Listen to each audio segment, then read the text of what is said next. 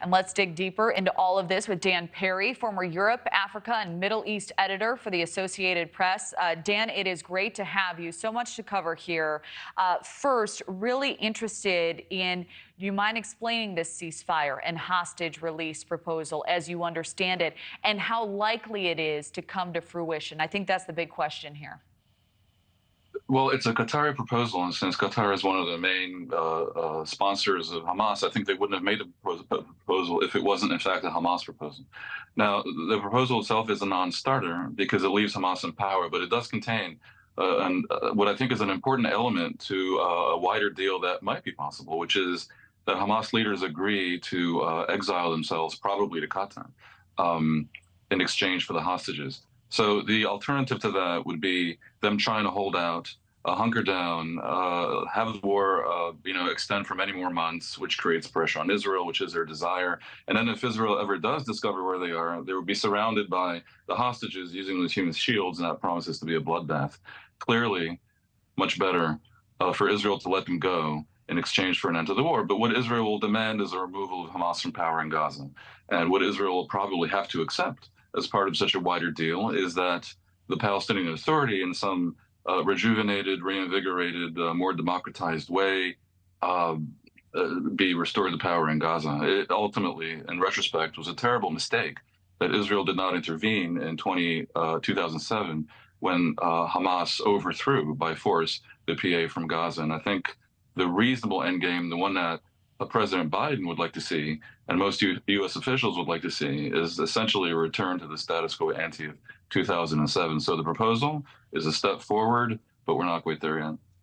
You know, given the ferocity of that October 7th attack by Hamas, do you think Hamas leaders going into exile would be accepted by the global community as sufficient punishment for that attack?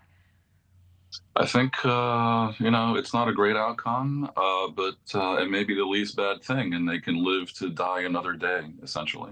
They might be met by some unfortunate accident years down the road. And of course, there are such pious religious people that if they're right and there is a God, when that encounter happens, it might not be a pleasant one.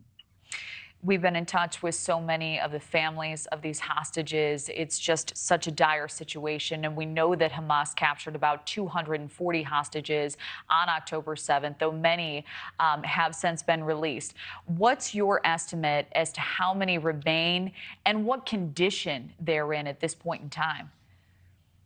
We know about 130 remain. I think Israeli officials, based on various information they managed to get their hands on, believe several dozen of them are in fact dead, and quite a few of them are elderly and infirm and not receiving heart medication and so forth. So that is obviously dire. As we know, many foreign citizens as well, including U.S. citizens. It is part of what is creating pressure on Israel to find some way to speed this up. And of course, if they speed it up, that probably means greater civilian casualties, which brings on charges of genocide at the International Court of Justice. Right. So if this proposal isn't passed and the war, as well as Hamas holding hostages, continues, what happens next? And will we see this war expand? Israel's already announced that in response to the global concerns about the level of civilian casualties and in general, as part of its original plan, it's moving to a third phase, which will be more surgical, tactical strikes, special ops, guerrilla, anti-guerrilla operations, more than the bombardment and the large scale of ground incursions. That probably has the effect of prolonging the war.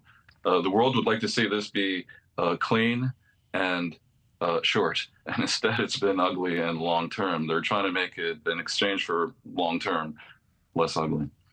All right, Dan Perry, we always appreciate your insight. Thank you. Thank you for watching. Go to newsnationnow.com to find NewsNation on your television provider, and don't forget to click the red subscribe button below to get more of NewsNation's fact-driven, unbiased coverage.